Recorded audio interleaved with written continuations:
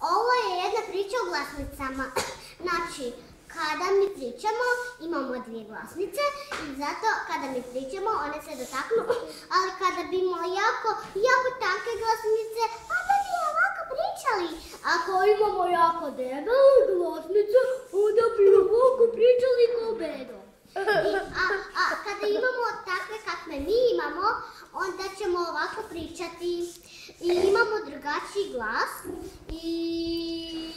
A kako su glasnice debele? Debele, ovolke ili ovolke?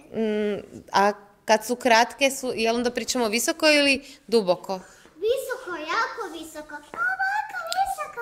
A kad su duže, onda pričamo? Onda pričamo ovako ko medo. Ali onda bi pričali bedo. Kako bi pričali po bedo. Dobro.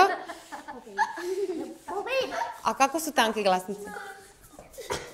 Ko naša tanka kosa. Hvala lijepo. Evo ovako tanka kosa. Tako su nam tanke glasnice. Zato ba! Ba!